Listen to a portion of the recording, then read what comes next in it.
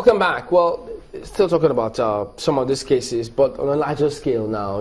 I did talk about whether or not we have institutionalized the fight against corruption. But over the weekend, you had this salvo being thrown by Kaduna governor to National Assembly, but they then responded and said, look, okay, if that were the case, why don't governors tell the country how much they earn or how much security vote is?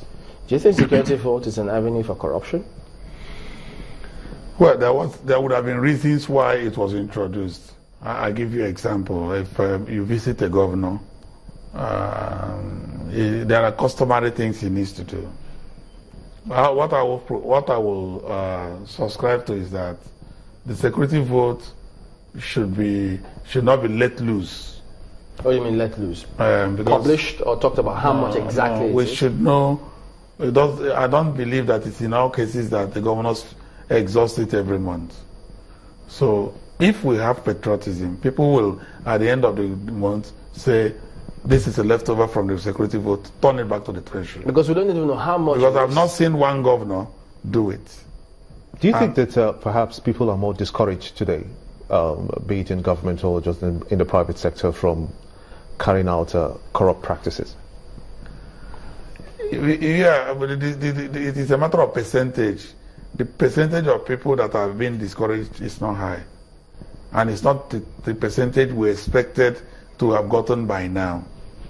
That's why I was saying the fight must be first philosophical. What is the difference between a Nigerian and an American and a British?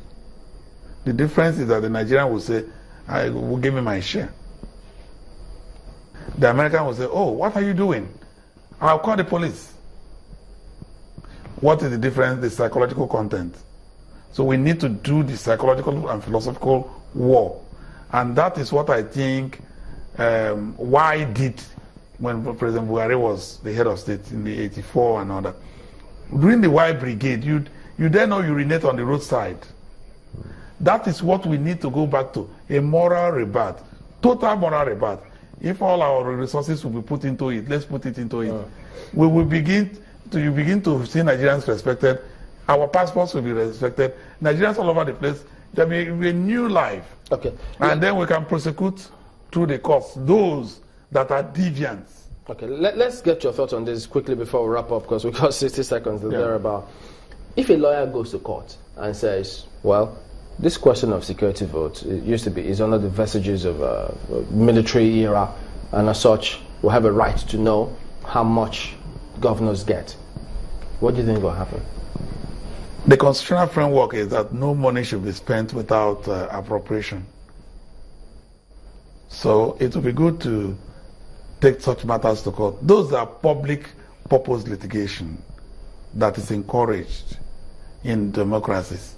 And Lagos State government has institutionalized that. So, I mean, I endorse what the Lagos State government has done in institutionalizing public purpose litigation. If you have such issues, litigate it, let us hear, let people know about it. So I expect that, of course, the Ganifa means and all that, if they were there, perhaps they would have tried to question it, and then we'll see the legal fireworks and how it ends. All right, Dr. Paul Ananaba, Senior Advocate of Nigeria, thank you for talking to us this morning. Thank you, my brother.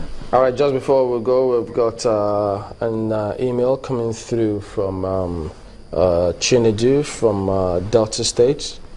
And that email reads, the anti-graft agencies have replaced diligent prosecution with media trial, and that he has it in capitals, and he says it's a diligent prosecution with media trials. A man is innocent until proven guilty, simply demands that the prosecution should be flawless. That's from Chinedu.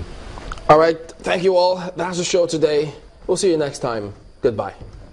I'm Gimba Umar. See you tomorrow. Thank you. I'm Maukwe Ogun.